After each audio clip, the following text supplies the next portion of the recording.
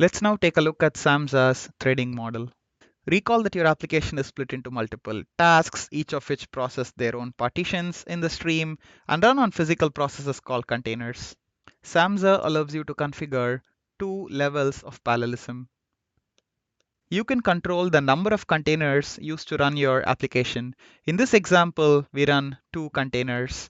You can also control the CPU and memory for each container when running on Yarn. In addition to the number of containers, you can also control the number of threads each container uses to run its tasks. This allows for greater parallelism via multi-threading. It should be noted that the tasks themselves don't share any state between themselves, so there is no need for coordination across these threads. While multi-threading is beneficial, there are still scenarios where applications need to make remote calls. For example, for each incoming message, you want to decorate it by fetching some data from a remote service.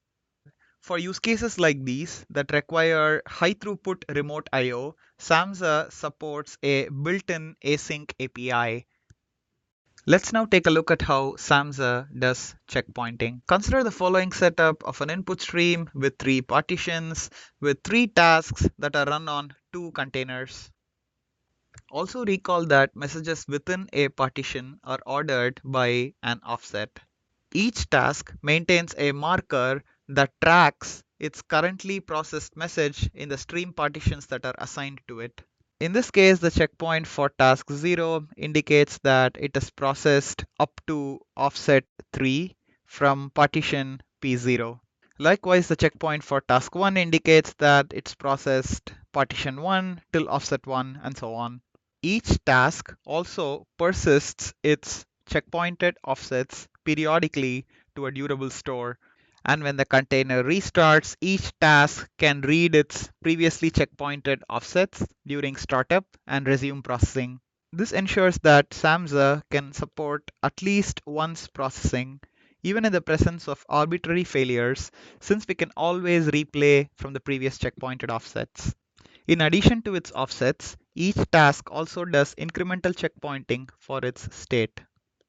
By default, checkpointing happens automatically with a configurable time window determined by task.commit.ms.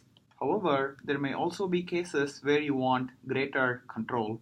For example, you want your checkpoints to happen after you've persisted some external state. For such scenarios, you can explicitly trigger a checkpoint from your code.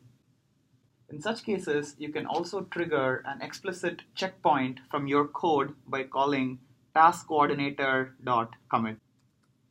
Thanks for watching this video. To recap, in this section we covered two things: Samza's threading model and parallelism, and how Samza does checkpointing. Under parallelism, we talked about how you can control the number of containers, the number of threads each container uses to run its tasks, and CPU and memory per container. Under checkpointing, we learned how each task periodically persists its processed offsets and how this enables Samza to support at least once processing. We also saw how you can manually trigger checkpoints. Thank you.